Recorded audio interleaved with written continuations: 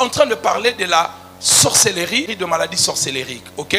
Ce qu'il faut comprendre, la sorcellerie, le maladie de la sorcellerie font partie des transactions et des trafics de la sorcellerie. Dans la sorcellerie, il y a une partie, une branche qu'on appelle la transaction ou les trafics sorcellériques. Et dans cette branche-là, il y a des maladies. Et il faut comprendre, mes bien-aimés dans le Seigneur, comment ces transactions et ces trafics sont organisés. De la même manière, mes chers frères et sœurs, vous voyez la réalité des transactions et des trafics dans le monde physique. De la même manière, les choses se passent dans le monde de la sorcellerie. Amen. Ça veut dire, si une personne souffre d'une maladie quelconque sur la terre, par exemple, quelqu'un a une maladie de cœur, quelqu'un a un problème d'insuffisance rénale, qu'est-ce qu'on va faire?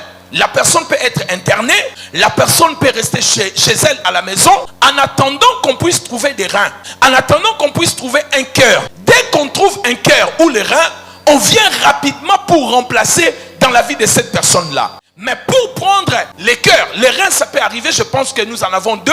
On peut prendre un rein et vivre avec un autre, je pense. En tout cas, si les gens qui font la médecine sont là, peuvent confirmer. Mais pour les cœurs, très souvent, soit la personne ne pourra plus vivre à cause de cette maladie, soit la personne vient à peine de partir ou des choses comme ça, on peut prendre son cœur pour faire des greffes dans le corps de la personne. Ainsi, dans le monde spirituel, il faut qu'on puisse prendre la partie du corps humain d'une personne pour vendre cela dans le marché. Le marché spirituel existe. Dans cette église, vous connaissez cela. J'ai tellement enseigné sur le marché spirituel et des transactions spirituelles. Il y a des marchés qui ne sont pas des marchés comme Gambela ou comme les grands marchés.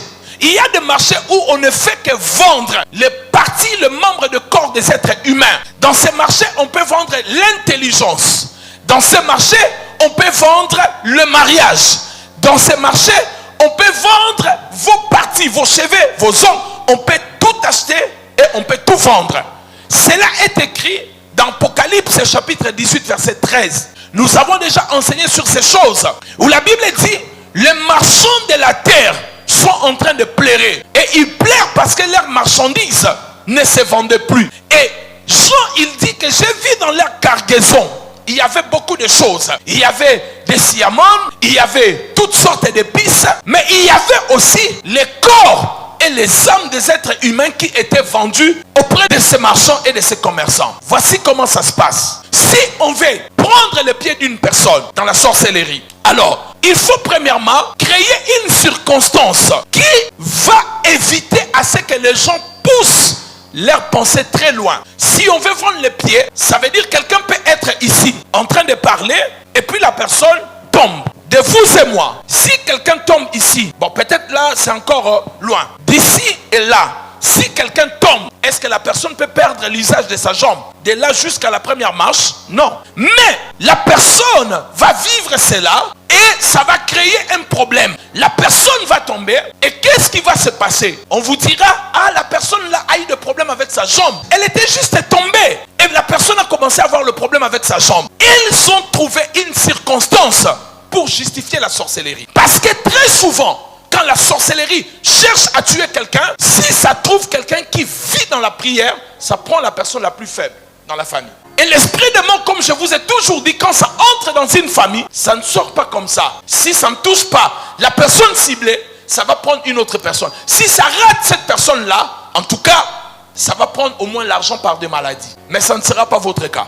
Tu ne m'as pas dit amen, j'ai dit que ça ne sera pas votre cas. Voyez mes bien-aimés dans le Seigneur. Il fallait trouver une excuse. L'excuse a commencé par le bouton. Mais cependant, ce n'était pas un bouton. Son pied a été vendu dans le marché de la sorcellerie. Un jour, on parlait avec le pasteur Matou, me racontait une histoire. Une femme, elle avait un problème. La jambe était en train de gonfler. Éléphantiasis, voilà, c'est ça la maladie. Le pied gonflé, gonflé, gonflé. Et puis finalement, la femme vient dans la prière. Pendant le moment de la prière, elle a prié, elle s'est reposée. Et quand elle s'est reposée, elle a vu dans les songes.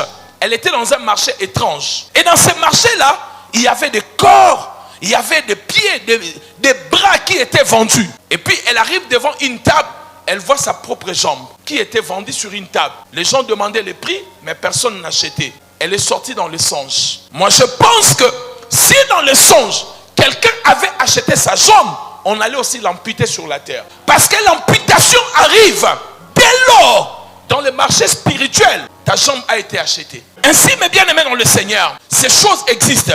Le mécanisme pour le faire, il faut provoquer les événements justifiant le problème dans le monde physique pour que les gens disent que c'est normal.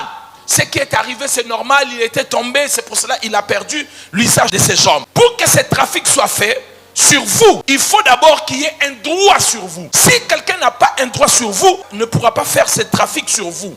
Soit il doit y avoir une porte ouverte ou un droit sur vous. Le droit sur vous, c'est qui? C'est la personne qui est soit votre chef de la famille. Ça peut être la personne qui t'a hébergé ou la personne qui t'a donné la vie. C'est pour cela, écoutez-moi très bien et saisissez ce que je vais vous dire. Aucun sorcier ne peut venir tuer dans une famille sans collaborer avec un sorcier dans cette famille-là.